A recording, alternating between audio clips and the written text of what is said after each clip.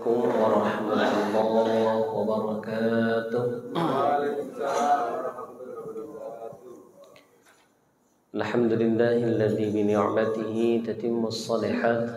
Assalatu wassalamu ala asyrafil anbiya sayyidina Muhammad wa ala alihi wa sahbihi wa man ihtada bi hadihi al-mu'tamad wastanna bi sunnatihi ila yaumil ma'ad. Amma ba'du.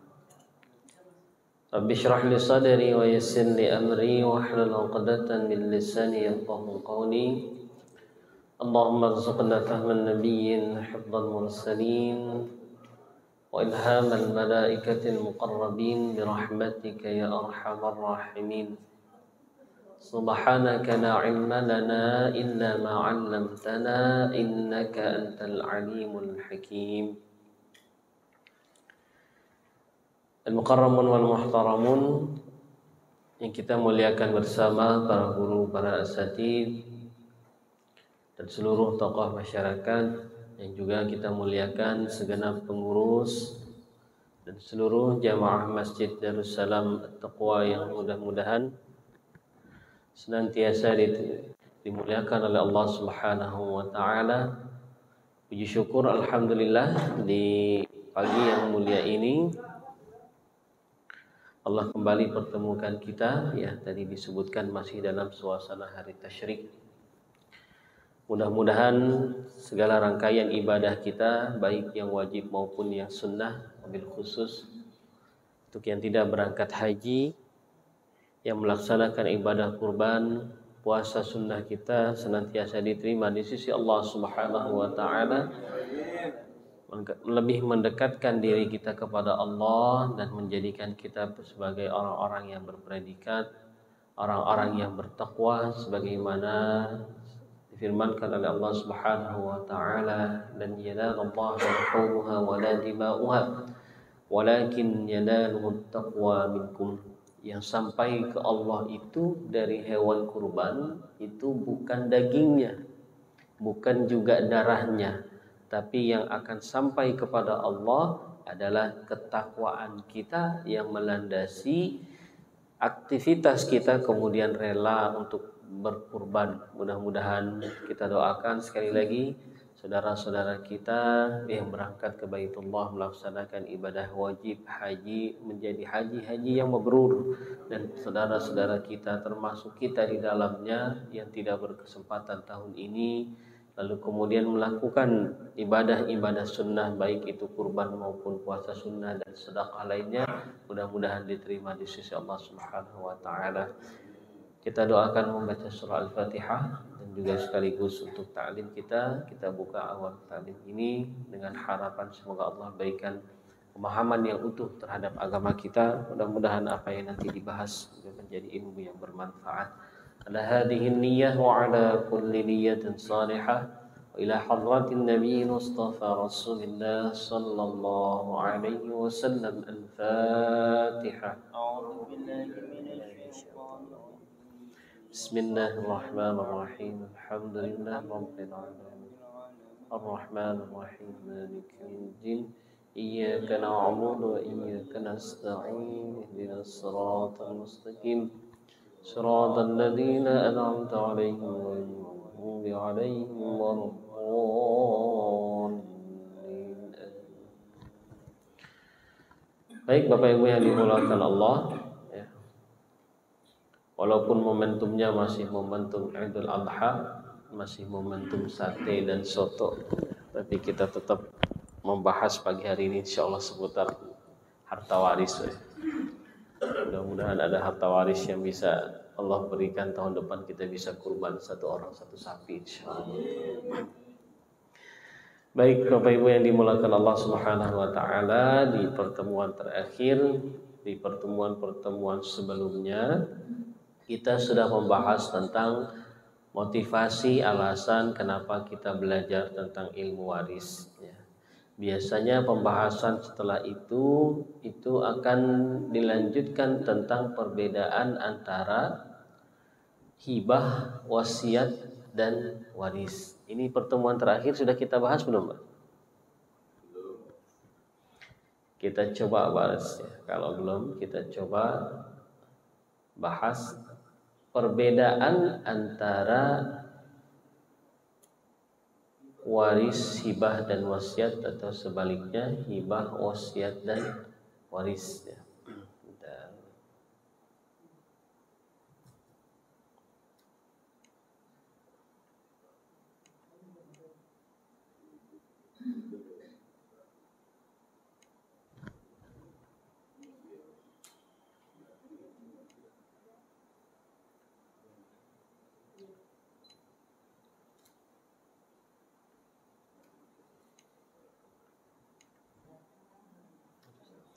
Ibu-ibu nggak kelihatan, nggak apa-apa Bu ya? Atau kalau kelihatan Pak Ustadznya belum. kenapa? Itu layarnya. Iya, emang belum digerakin, santai dulu. Oh, belum. Aduh, miring gitu ya? Ininya doang Ustaz.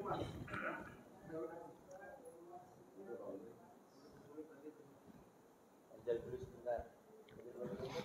Palanya aja dimiringin. Baik.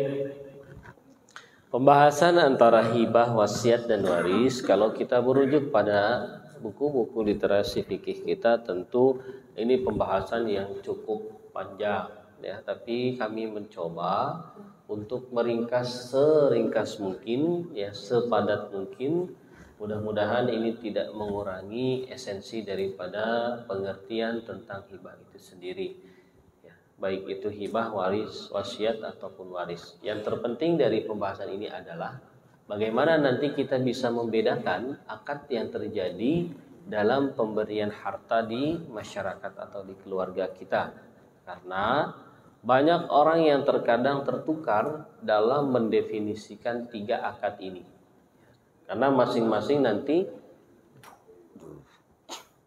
memiliki konsekuensi hukum yang berbeda. Kita bahas terlebih dahulu yang pertama, yaitu tentang hibah. Apa itu hibah? Secara bahasa, hibah itu artinya memberi ya, dari asal katanya. Kalau dalam bahasa Arab itu kata kerjanya, fiilnya itu wahaba yahabu hibatan ya, artinya memberi. Kalau kata kerjanya kita minta orang untuk memberikan kepada kita, itu diucapkan dengan ungkapan hab. Makanya kita sering doa Rabbana hab lana. Itu maksudnya kita minta sama Allah, ya Allah berikanlah kami. Rabbana hab lana min ladunka rahmah wa hayyi lana min amrina rasyada. Rabbana hab lana min azwajina wa dzurriyyatina qurrata a'yun waj'alna lil muttaqina imama. Nah, itu dari kata hibah ya, hab. Wahaba yahabu hibatan. Kalau kata kerjanya, kata perintahnya hab. Jadi hibah secara syariat, secara bahasa artinya memberi. Secara istilah syar'i ya, ini definisi yang coba kita simpulkan dari beberapa definisi yang muncul. Hibah itu adalah akad pemberian harta milik seseorang kepada orang lain. Berarti ada 2 pihak. Ada yang memberi, ada yang diberi. Di waktu dia hidup. Jadi yang memberikan hartanya ini, ketika dia memberikan itu dalam posisi hidup. Tanpa adanya imbalan. Jadi hibah itu bukan transaksi tukar menukar. Kalau kita datang ke pasar terus kita kasih uang, pedagangnya kasih kita beras, itu bukan hibah namanya. Itu tukar menukar, jual beli. Tapi kalau hibah itu dari satu pihak. Ada orang yang punya harta, dia ingin kasih ke orang lain, dikasih tanpa imbalan. Biasanya motifnya itu hanya karena landasan kasih sayang. Jadi kita pingin banget kasih sama orang yang kita cintai, sama orang yang kita sukai. Bisa ke pasangan, bisa ke anak, bisa ke keluarga, bisa ke orang lain, siapapun boleh. Itu namanya hibah. Nah, hibah ini bagian dari sedekah. Jadi sedekah itu kan pemberian sesuatu yang baik kepada orang lain. Nah, itu jenisnya banyak. Biasanya yang paling mirip antara hibah dan hadiah. Dua-duanya sama persis, bedanya biasanya hanya di motif memberikannya saja. Kalau hibah ini lebih cenderung tidak ada unsur apapun kecuali kita senang sama dia, kita sayang sama orang yang diberi. Kalau hadiah itu biasanya lebih dilandasi sebagai apresiasi dari sebuah prestasi yang dicapai atau apresiasi atas satu jasa dari orang yang diberikan itu. Itu namanya hadiah. Bentuknya, hukumnya sama.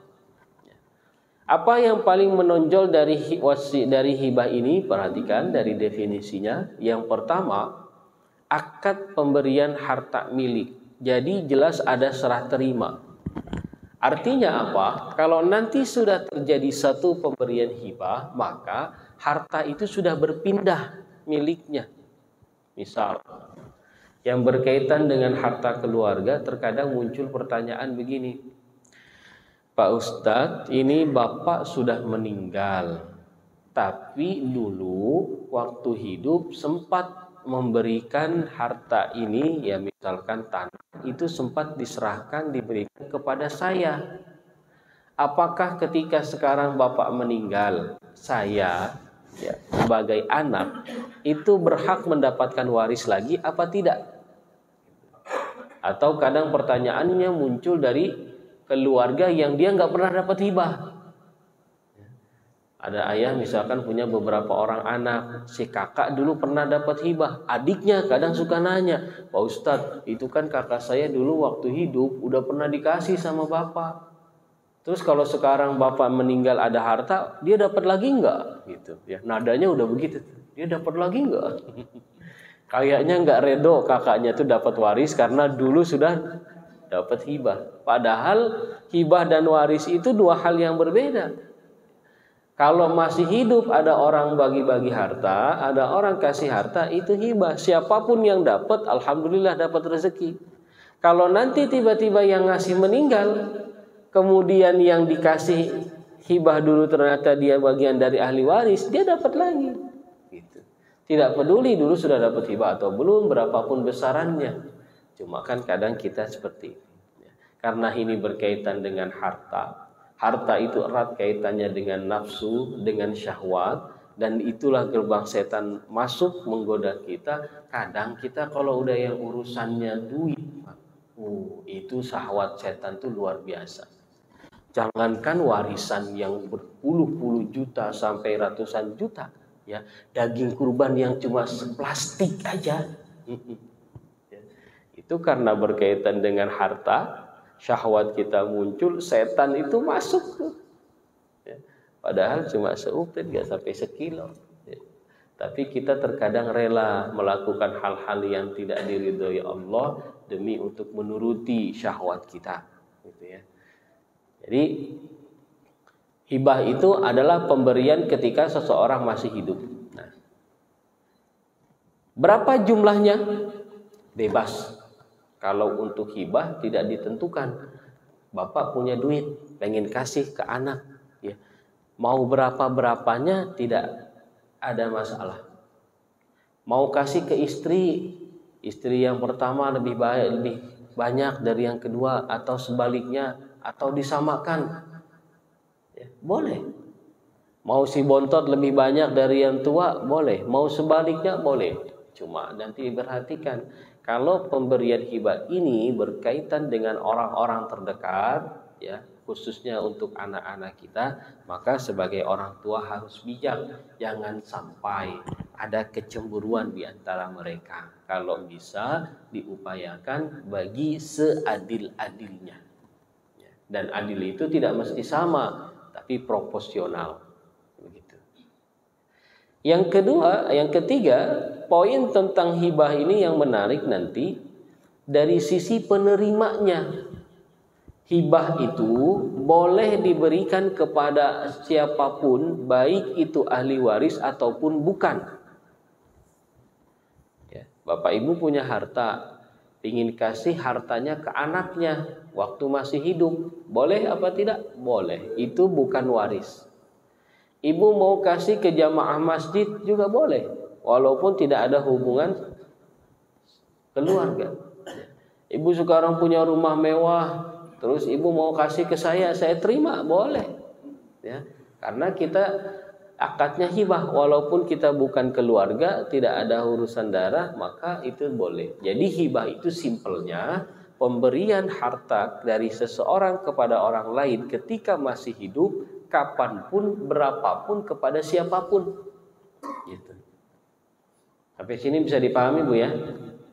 Jadi kalau sekarang ibu kumpulin anak-anak, terus ibu bilang, tuh mobil yang ada di sana buat kamu, yang pertama biar enak kerjanya. Yang kedua, nanti kamu ambil tanah yang di kampung ya, tuh pegang buat kamu sekarang deh, mau dijual boleh, mau dibangun silahkan.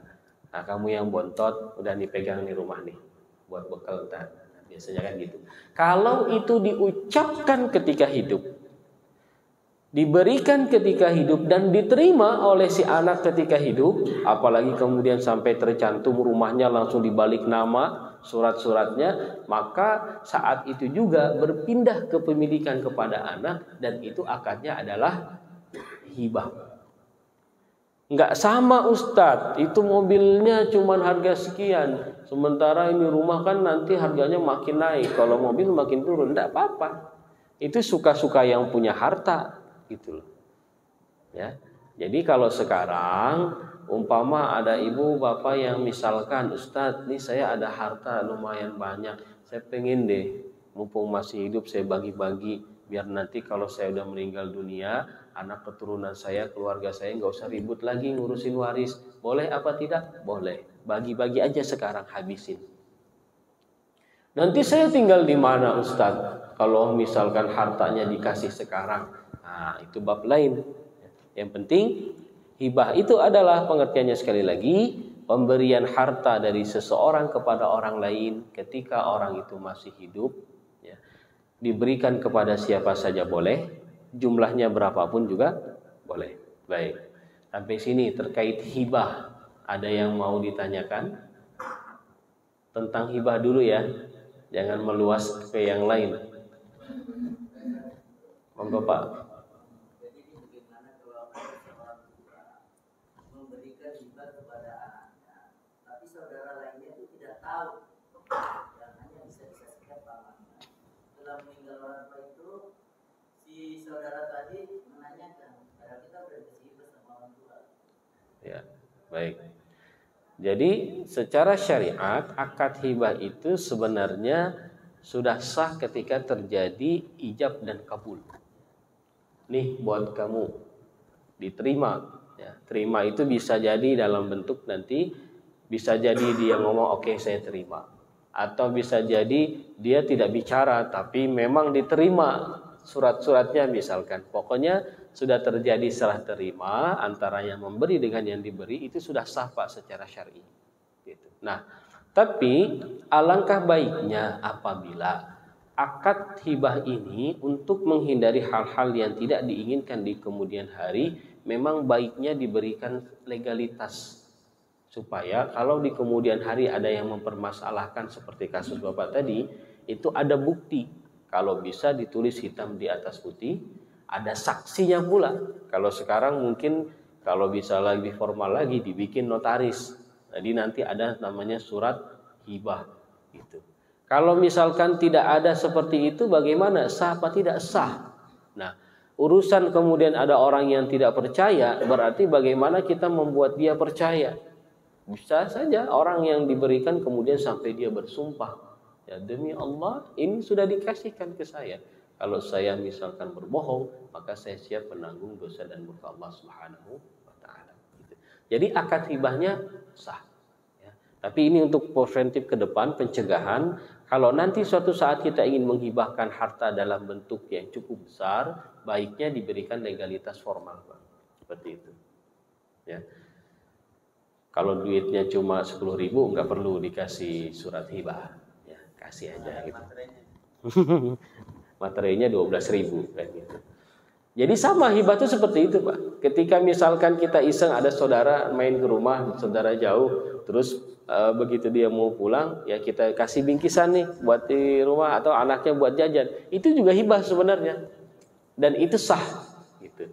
Tapi ketika jumlahnya besar, nah ini yang kadang ada orang mempermasalahkan gitu. Tiba-tiba mau bagi waris padahal dulu harta itu sudah pernah dihibahkan gitu.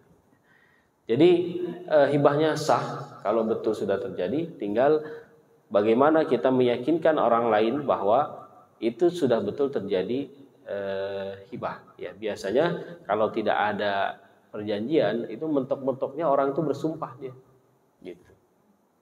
Kalau belum dan mau dilakukan, maka upayakan nanti setiap pemberian hibah itu ada legalitas formal di dalamnya. Itu Pak ya. Insyaallah. Baik, ada lagi yang lain terkait hibah? Monggo Ibu.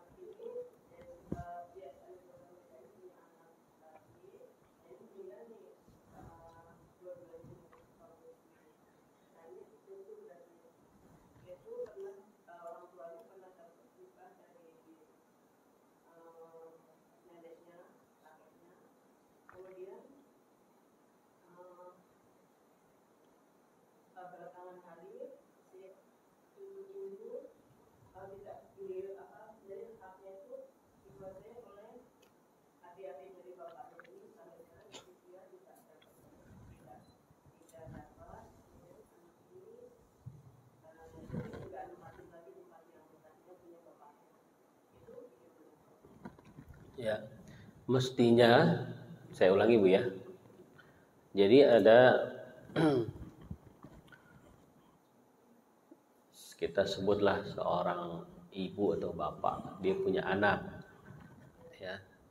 Nah, si ibu bapak ini dulu dari bapaknya lagi, ya berarti dari si nenek itu pernah dikasih hibah. Lalu kemudian si anaknya, si orang tua tadi meninggal gitu ya.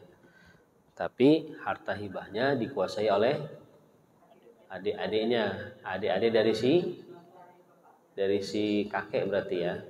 Sehingga tidak disampaikan kepada si cucu gitu kan, karena orang tuanya sudah meninggal. Nah, ini yang jadi pertanyaan, kok bisa hartanya itu sudah dihibahkan tapi dikuasai oleh adik-adiknya si kakek kan gitu. Mesti adik-adik dari bapak si anak, berarti kan adiknya si almarhum ya, adiknya yang almarhum.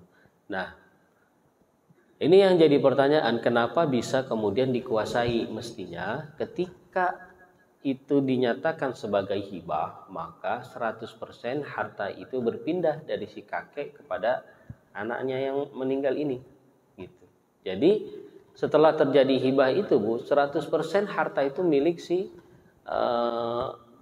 sang anak tadi gitu ya. Andai kemudian dia meninggal dunia, maka itu menjadi harta waris yang dibagikan kepada anak-anaknya lagi, berarti kepada si cucu gitu. Nah, kalau kemudian ada orang lain siapapun termasuk saudara yang kemudian menguasai harta itu, berarti si saudara ini dia menguasai harta yang bukan miliknya. Jadi dia seolah berupaya untuk memiliki atau merampas harta yang sejatinya bukan milik dia. Jadi perlu dipertegas nanti, sampaikan kepada si adik yang menguasai ini, kenapa dia menguasai itu gitu ya.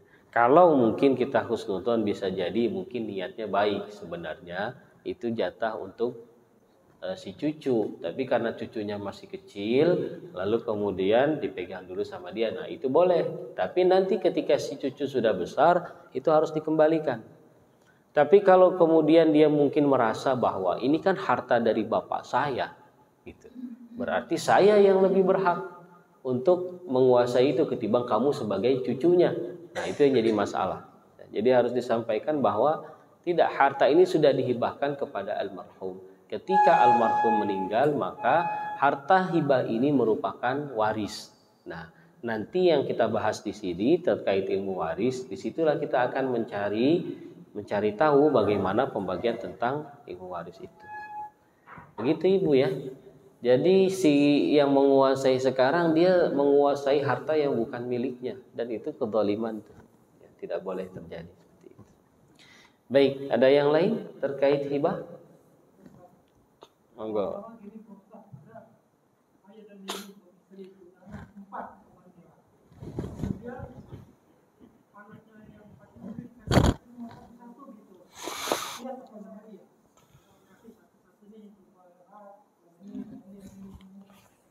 Yang tinggal di situ kan cuma suami istri doang di rumah. Tapi bapaknya pun gak baca pada istrinya, berarti kalau saya meninggal ini buat istri saya, enggak gitu. Tapi gimana lah. Nah yang jadi tanda, kalau umpamanya nih ayahnya meninggal, apakah yang ditinggalin rumah ayah bapaknya itu ini bisa jadi warisan sama anaknya atau buat istrinya aja gitu. Nah, padahal kan anak-anaknya juga pada dikasih. Coba saya ulangi ya. Kita suka bingung mengistilahkan si bapak dan si anak ya. Kadang disebut anak padahal usianya udah 40 tahun gitu. Kita fokus saja sama yang punya harta ya. Ini sosok utamanya nih, yang punya rumah gitu ya. Berapapun umurnya ya. Walaupun dia sudah sepuh, tidak perlu dipanggil kakek atau bapak. Ada orang punya harta, ya kan? Terus dia punya anak. Berapa orang? 4. Waktu masih hidup, ya, si orang yang punya harta ini membagi-bagikan hartanya kepada 4 orang anak. Bagi-bagikan rumah. Jadi 4 anaknya sudah dikasih rumah. Nah, sementara ada rumah yang ditinggalin. Ditinggalin sama si orang yang tadi punya rumah tadi. Sama istrinya. Berarti dia sama istrinya nempatin rumah. Itu milik dia. Anak-anaknya 4 orang sudah dikasih rumah lagi di tempat lain. Ketika si suami meninggal, maka rumah-rumah yang sudah dikasihkan kepada anak-anaknya tadi itu sudah lepas. Waktu masih hibah itu sudah dikasih kepada anaknya, sudah lepas. Nah, meninggallah orang ini. Kita tanya waktu dia meninggal, harta yang masih milik dia itu yang mana? Kan berarti salah satunya rumah yang ditempatin toh. Maka rumah yang ditempatin ini itu kita sebut harta waris. Kalau dia meninggal. Nah, siapa yang berhak? Ahli warisnya. Ahli warisnya itu siapa? Kalau istrinya masih hidup, istri sebagai ahli waris. Tapi bukan cuma istri saja. Dia kan punya anak toh, yang 4 orang tadi. Anak 4 orang ini itu juga ahli waris.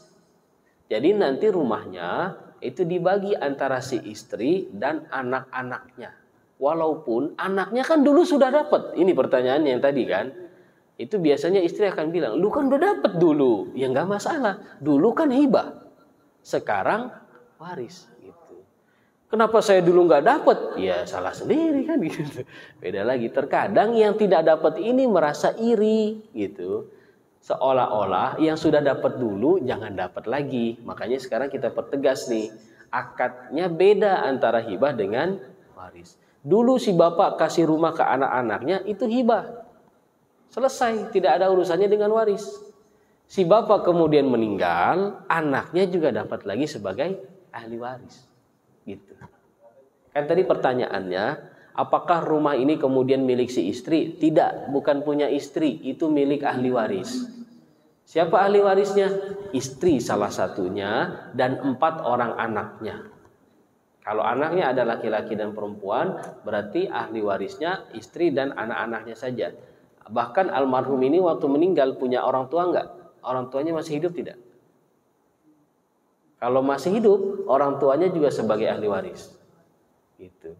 Jadi istri, titik beratnya di sini tidak boleh menguasai 100% rumah itu. Karena dengan adanya anak-anak dari almarhum, jatah istri itu cuma 1/8 saja. Kalau dia kuasai rumah itu secara total, maka dia sudah menguasai 7/8 hak yang bukan miliknya. Itu sudah menzolimi hak orang lain. Dan dia mencoba menguasai atau memakan harta yang bukan miliknya. Itu Pak ya. Jadi tidak mesti dengan anak yang sudah dapat hibah terus dia tidak berhak dapat waris. Tidak begitu. Hibah urusan lain. Kalau sampai meninggal masih ada harta, itu adalah waris. Gitu. Paham enggak maksudnya?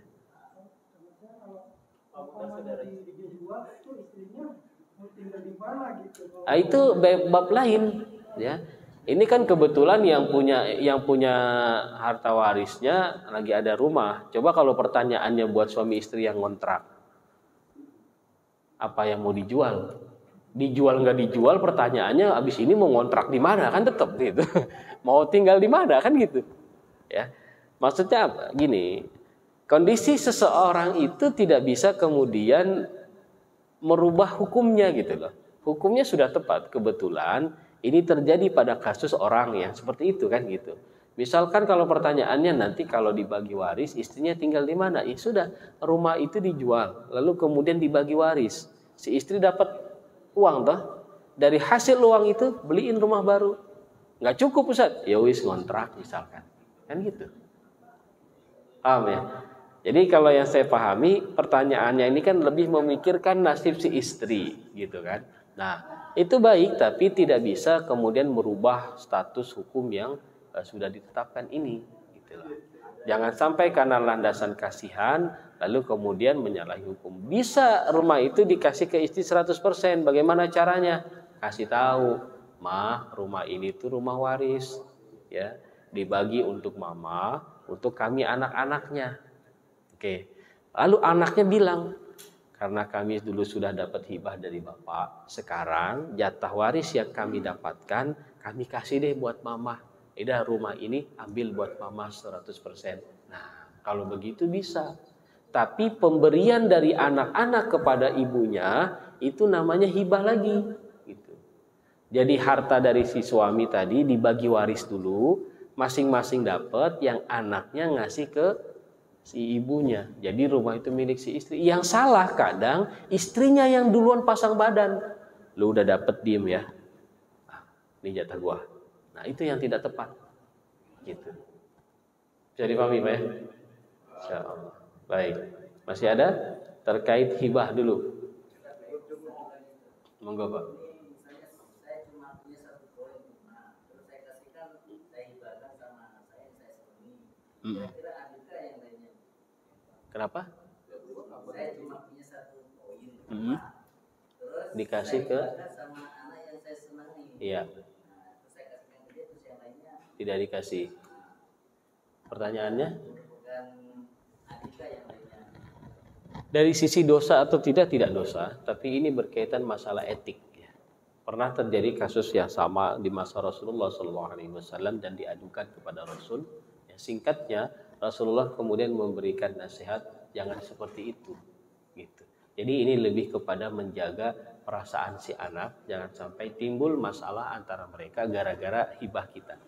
Gitu. Jadi lebih kepada masalah etis, Pak. Ya, tapi bukan masalah hukum. Tidak sah kalau coba satu yang tiga tidak dikasih, tidak begitu. Kalau tetap mau dikasih itu tetap sah, tapi nilai keadilannya di situ tidak didapatkan, begitu. Ya. Nah, adil itu kan nanti proporsional, tidak mesti harus sama semua, tidak begitu. Mungkin kita lihat kondisinya, ada anak yang perempuan kebetulan dapat suaminya orang kaya, jadi tidak perlu banyak-banyak misalkan. Itu bisa dikatakan. Oke, ada lagi? Nah ya, kalau tidak saya lanjutkan. Sekarang kita bahas yang kedua. Yang kedua ini akad yang kita kenal dengan wasiat. Apa bedanya dengan hibah? Perhatikan, wasiat itu kalau secara bahasa itu artinya memberikan pesan. Saya nitip salam dong buat si Anu. Nah itu namanya wasiat tuh, titipan pesan. Khatib Jumat, kalau dia naik mimbar, itu selalu wajib berwasiat. Itu maksudnya bukan bagi-bagi duit. Ya. Maksudnya berpesan kebaikan, berpesan untuk ketakwaan. Usikum wa iyaya nafsi bitaqwallah. misalkan. Dulu di masa Rasul, ada orang-orang yang tinggal jauh dari Madinah, jauh dari Mekah. Dia dengar ada Nabi dan Rasul di kota itu, lalu dia berusaha untuk datang jauh dari negara-negara lain. Mungkin itu kesempatan pertama dan satu-satunya bertemu dengan Rasulullah. Maka ketika dia datang, itu selalu meminta nasihat. Bahasanya itu apa? Ausini ya Rasulullah. Ya Allah, berikan saya wasiat. Maksudnya bukan minta uang.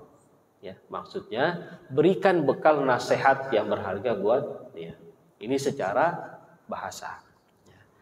Secara istilah syar'i yang berkaitan dengan harta nanti, wasiat itu adalah akad pemberian harta yang diucapkan ketika hidup, tapi diberikannya setelah wafat. Jadi kira-kira lafadznya begini, ini rumah, nanti kalau saya meninggal. Nanti kalau saya meninggal. Itu tanah di kampung, nanti kalau saya meninggal, tolong ya berikan kepada panti asuhan untuk dibangun gedung misalkan. Nah, itu namanya wasiat. Bedanya dengan hibah apa? Kalau hibah saat ini dia kasih, saat itu selesai transaksinya. Kalau wasiat diucapkan doang, tapi eksekusinya kapan? Nanti kalau sudah wafat. Jadi dipahami Pak ya? Jadi kalau Bapak kumpulin anak-anak, nih buat lu, nih buat ini, buat ini. Udah, ambil dah, balik nama sekarang. Itu namanya hibah. Ntar kalau gua meninggal di rumah nih, itu tanah ini sono. Ada kata nanti kalau saya meninggal, berarti itu namanya wasiat. Paham ya? Nah, beda hukumnya apa? Kalau hibah tadi diberikannya bebas kepada siapa saja. Mau ke anak boleh, ke istri boleh, ke orang lain, tetangga boleh. Tapi kalau wasiat itu tidak boleh kepada ahli waris. Nanti kalau saya meninggal, itu mobil buat anak pertama. Enggak boleh, Pak.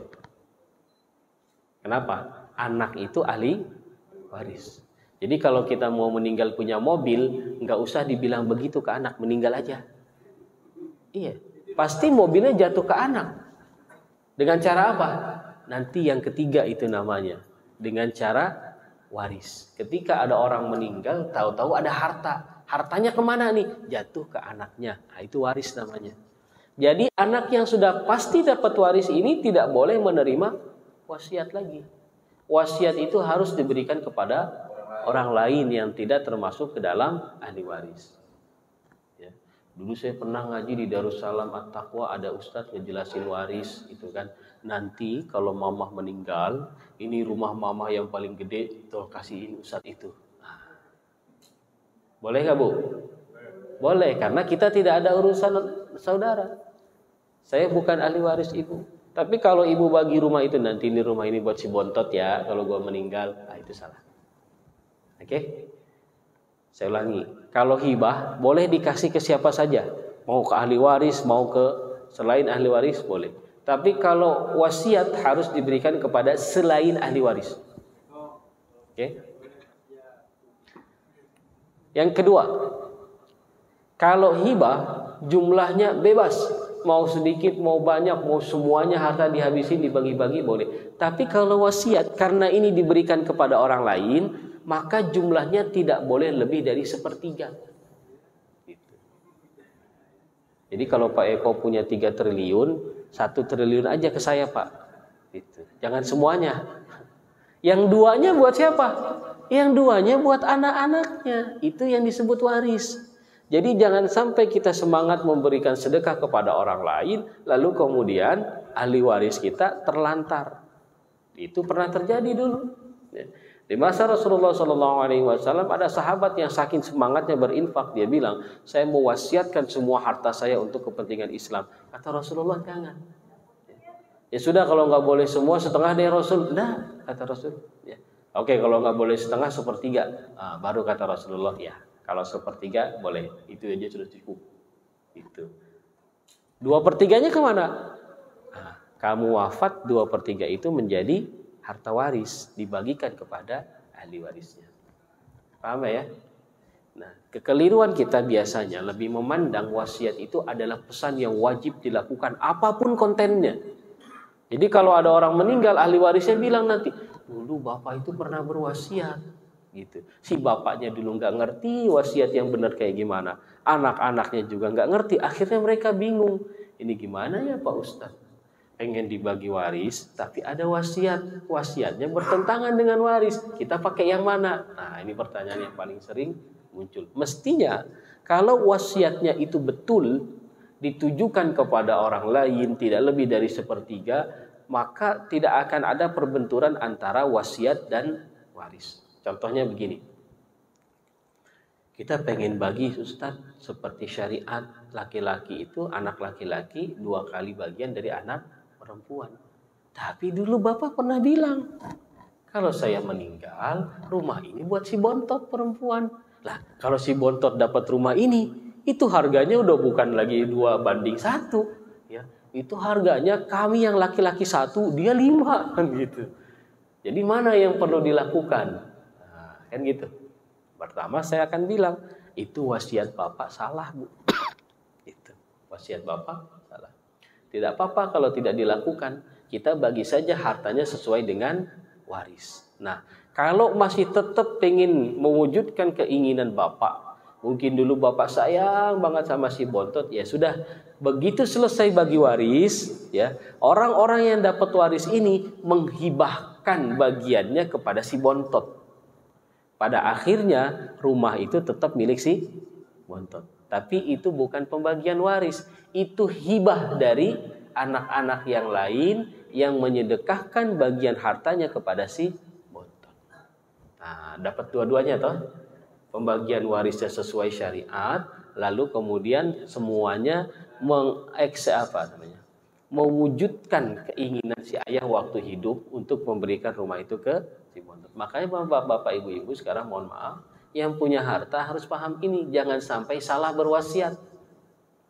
Kenapa? Kalau salah berwasiat, kasihan nanti yang menerima wasiat di bawah kita. Kalau mereka paham agama, kalau nggak paham, percaya deh, ujung-ujungnya ribut. Yang ini kekeh pengen waris, yang ini bilang enggak pernah ada wasiat dulu. Akhirnya ribut. Gitu ya. Baik. Sampai sekarang, sampai di sini. Tentang wasiat, ada yang mau ditanyakan dulu satu-satu. Enggak, Pak. Definisi wasiat tadi kan memberikan pesan. Apa itu pesan itu mesti wajib dilaksanakan. Karena ada kan di masyarakat ada begini. Dulu kalau meninggal berwasiat, kalau meninggal di kampung. Nah, sementara ini bikin beban juga kadang-kadang buat si keluarga yang ditinggalkan. Ada beban biaya tinggi. Gitu aja Pak, pasti wajib apa gimana Ustaz? Ya. Itu wasiat bukan dalam konteks harta ya.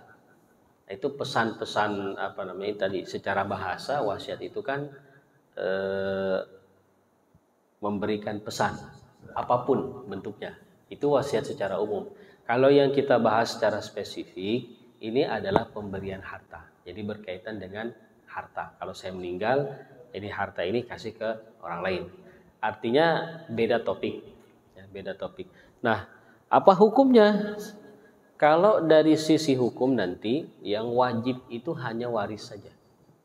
Jadi kalau sudah waris, terjadi ada yang meninggal, ada harta, itu wajib ngikutin hukum waris. Tapi kalau seseorang ingin berwasiat ataupun seseorang ingin menghibahkan, itu hukumnya sunnah. Nah, adapun pelaksanaannya juga sama mengikuti. Andai kemudian ada madarat yang muncul dari penerapan wasiat itu boleh. Kan seseorang yang berwasiat itu untuk kebaikan. Kalau ternyata dia menimbulkan kemadaratan, maka lebih utama untuk kita mendahulukan kebaikannya. Cuma apalagi mohon maaf, kalau itu tidak berkaitan dengan hak orang lain, sebatas hanya keinginan pribadi. Kalau saya meninggal nanti tolong ya dimakamkan di kampung ya. Ternyata kampungnya ya Ambon. udah di ujung pulau, nyebrang lagi masih 5 jam lagi misalkan ya. Kalau tidak sampai mendatangkan madarat tidak masalah. Itu. Tapi kalau dengan itu ternyata keluarganya terpaksa harus berhutang, gitu kan, dan nanti akan menimbulkan kemaslahatan bagi apa, misalkan ya kondisi si mayit itu menuntut harus segera dimakamkan saat itu juga, karena kalau nanti dibawa ada madarat, misalkan sudah terlalu busuk atau seperti apa, nah itu tidak perlu dijalankan, tidak apa-apa, gitu. Begitu. Tapi ini konteksnya bukan harta ya. Kalau wasiat yang saya maksud harta. Baik. Sedikit saya tambahkan. Ada beberapa syarat dalam wasiat. Yang pertama, wasiat ini harus dilakukan dalam kondisi sadar. Jadi nggak boleh itu kayak di Indosiar, bapaknya udah sekarat di ICU, terus anaknya bikin surat wasiat, bapaknya dipaksa tangannya suruh tanda tangan. Nah, itu nggak sah. Yang kedua, harus isinya kebaikan. Ntar kalau gue meninggal tuh ruko di pinggir jalan bikin diskotik ya, nah itu nggak boleh, harus kebaikan. Dan jumlahnya tidak boleh lebih dari 1/3 harta. Ini yang tadi kita bahas. Ya. Kemudian tidak ditujukan kepada ahli waris yang berhak mendapatkan waris. Jadi harus ditujukan kepada yang lain. Misal, nih solusi nih, kita punya anak angkat. Dulu mungkin waktu nikah lama nggak punya, akhirnya ngangkat anak. Begitu sudah ngangkat anak, akhirnya Allah kasih anak kandung. Dua-duanya tumbuh bareng. Kita tahu nih kalau kita meninggal dunia, ya, ada harta nih jadi harta waris. Anak angkat kita kan nggak berhak dapat, ya kan? Lalu kita berwasiat, kalau saya meninggal dunia, 1/3 harta saya tolong berikan kepada anak angkat saya. Sisanya itu harta waris. Nah, itu boleh. Jadi nanti kalau dia meninggal, anak-anaknya baik yang angkat ataupun yang kandung semuanya dapat harta. Gitu. Ini contoh kemaslahatan dalam wasiat. Gitu. Yang tidak boleh wasiat yang melanggar ketentuan syariat. Baik, Allahu a'lam bishawab. Sampai sini ada lagi yang mau ditanyakan? Gantian Pak Ustadz dulu. Enggak Pak Ustadz.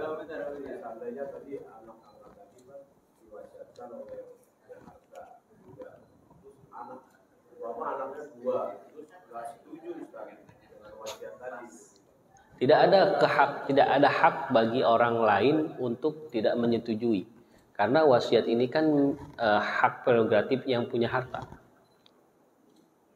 Yang meninggalkan si bapak nih, terus punya anak kandung dan angkat. Anak kandungnya nggak setuju, tidak ada hak bagi dia untuk tidak setuju. Apa hak dia? Kan ini harta si bapak. Gitu. Cuma nanti mungkin implementasinya, makanya juga perlu diberikan satu antisipasi ketika ingin berwasiat, kalau bisa ada legalitasnya gitu, supaya nanti misalkan dia waktu hidup datang ke notaris berwasiat, ada kekuatan hukumnya. Andai kemudian nanti si anak kandung ini menghalang-halangi, maka ada kekuatan hukum untuk itu. Kalau betul-betul tidak bisa dicegah dan si anak kandungnya tidak memberikan, sama dia berarti memakan hak yang bukan haknya. Ya, dia menzolimi hak saudara angkatnya. Biasanya. Ya. Ini yang sudah sering terjadi. Biasanya. Kalau hal-hal yang berkaitan dosa kita dengan Allah, itu hukumannya nanti di akhirat. Tapi kalau sudah dosa yang berkaitan dengan hak manusia, hak orang lain, itu biasanya spontan di dunia kelihatan tuh. Kita banyak banget mendapatkan kasus-kasus orang yang memakan harta waris yang bukan haknya, lama-lama hilang. Ada yang bilang hartanya itu panas. Enggak, saya bilang bukan panas lagi, itu mendidih. Maksudnya baru diterima langsung nguap, hilang. Entah enggak tahu kemana. Gitu. Jadi jangan sampai juga kita kemudian berani ya untuk mengambil harta yang bukan hak kita. Begitu Ustaz. Jadi tidak ada hak untuk orang lain. Harus sepersetujuan, tidak ada begitu. Ya, yang penting tidak keluar dari ketentuan syariat. Oke? Kalau tidak ada lagi nanti pekan depan. Oh, ada lagi satu. Wasiat ya. Ada suami istri punya anak. Anaknya itu yang 3 udah pada bekerja, semuanya 4 bekerja. Tapi yang 3 ini udah bisa punya rumah masing-masing. Ya. Yang bosot ini tinggal sama orang tuanya. Terus bapaknya meninggal, berarti tinggal itu sama anaknya. Dalam kemudian ibunya juga mau meninggal. tapi ibunya ini berpesan, ini kan si Bontot ini nggak punya rumah, saudaranya kan udah punya rumah masing-masing. Bagaimana nih kalau rumah yang ini tinggalin sama ibunya, kalau saya nggak ada, ya si Bontot aja, jadi nggak usah itu nggak usah di. Ya, itu berarti wasiat. Ada orang tua dari pihak yang anaknya ini nggak mau, pengennya dapat warisan juga gimana? ya. Ya kan kalau yang itu kan uang masing-masing gitu, waktu dia kerja gitu. Ada orang tua punya 4 orang anak, 3 anaknya kebetulan tumbuh besar dan mampu. Yang bontot ini kebetulan tidak mampu, gitu kan. Tinggallah dia sama si orang tua. Tiba-tiba bapaknya meninggal. Sebenarnya di sini sudah jadi satu masalah. Rumah ini punya siapa? Punya si bapak, si suami atau si istri? Istri apa suami? Rumahnya ini punya si suami apa punya si istri? Suami. Hah? Kalau itu punya suami dan suaminya meninggal, maka rumah itu jadi harta waris. Tapi kan masih tinggal sama ibunya, jadi masih tinggal pas ibunya meninggal ini, istri itu masih wasiat gitu. Ya, ini kan berwasiat. Sebentar. Ya. Saya bacakan kasusnya ya. Kasusnya itu kalau yang ditanyakan ya, si bapaknya meninggal, terus istri dan anaknya bontot masih tinggal di situ. Lalu di kemudian hari si istri berwasiat, bagaimana kalau rumah ini nanti dikasih saja ke si bontot, gitu kan? Nah, saya kasih jawaban. Sebenarnya ketika si suami meninggal, tidak dibagi waris itu sudah satu kesalahan. Kenapa tidak dibagi? Akhirnya si istri tetap tinggal di situ, seolah-olah itu jadi milik istri, ya kan? Lalu kemudian si bontot tinggal di situ, seolah-olah nanti si bontot itu menganggap bahwa rumah ini akan diwariskan ke saya. Itu kesalahannya. Mestinya waktu bapak meninggal, rumahnya dibagi. Istri cuma dapat 1/8. Sisanya dibagi kepada anak-anak. Tapi kan anak-anak yang 3 ini sudah mampu, gitu kan? Nah, itu yang saya bilang tadi, kasuistiknya itu mampu tidak mampu itu kan relatif, Pak. Kebetulan ini 3 anak mampu. Banyak kok keluarga lain yang punya 4 orang anak, 4-nya belangsak semua, ada. Dan ada juga kasus yang punya 4 orang anak, anaknya sukses semua. Artinya hukum Islam ini tidak bisa diutak-atik hanya karena misalkan kebetulan ada 1 anak yang tidak mampu kan gitu. Nah, solusinya bagaimana? Kalau menurut saya begini, ketika si bapak meninggal, rumahnya dibagi. Anak yang 3 mampu ini kan dapat nih. Nah, dia bilang, saya kebetulan alhamdulillah kalau urusan harta saya sudah dapat, untuk pribadi sudah lebih dari cukup. Ini harta saya nih, yang bagian waris saya, udah saya kasih aja deh buat ibu misalkan. Jadi si istri nggak terusir dari rumahnya, dia tetap tinggal di situ. Ya toh? Rumah itu sekarang milik siapa? Milik si istri dan anak perempuannya. Gitu. Kan anak perempuan dapat jatah, si bontot, si istri dapat. Lalu si istri bilang, ya sudah, karena yang 3 ini sudah mampu semua, ini rumah, mumpung saya masih hidup, udah deh saya kasih aja buat kamu semua si bontot. Gitu. Jadi rumah itu akhirnya milik si bontot. Gitu. Ini sebenarnya keinginannya baik, cuma alurnya yang salah gitu. Jadi harus di ini dulu ya. Bagi waris dulu. Dari yang udah dapat waris itu ngasih ke anaknya. Tidak harus, kalau dia mau kasih boleh. Kalau dia nggak mau ngasih itu hak dia, gitu. Ya, tidak mesti harus dikasih ke situ, tidak. Ya. Baik, ya nanti insya Allah di pertemuan berikutnya kita akan bahas yang ketiga, yaitu tentang warisan, gitu ya. Jadi 3 akad, hibah, wasiat, dan waris. Singkatnya begini, kalau hibah dilakukan ketika masih hidup, kalau wasiat diucapkan ketika hidup, eksekusinya nanti setelah wafat. Kalau waris, orangnya udah mati duluan, ada harta. Nah, itulah yang disebut dengan waris. Perbedaannya apa? Perbedaan hukumnya, kalau hibah boleh diberikan kepada siapapun. Kalau wasiat tidak boleh kepada ahli waris. Ya, harus selain ahli waris. Kalau warisan itu harus kepada ahli waris. Gitu. Siapa ahli warisnya? Nanti kita belajar. Dari jumlah harta, kalau hibah bebas berapapun. Kalau wasiat hanya maksimal 1/3 karena kepada orang lain. Kalau waris jumlahnya sudah ditentukan dalam Al-Quran dan hadis. Itu yang nanti juga kita akan pelajari. Gitu ya. Baik, kita skip dulu sampai di sini. Ya Allah a'lam bishawab. Mudah-mudahan bisa menambah wawasan kita, mempertebal keimanan kita dan memotivasi kita untuk beramal lebih baik lagi sesuai dengan tuntunan syariat ini. Hadanallahu wa iyyakum ajma'in. Qulu qawli hadza astaghfirullah li wa lakum. Kurang lebihnya mohon maaf, kita tutup bersama dengan doa.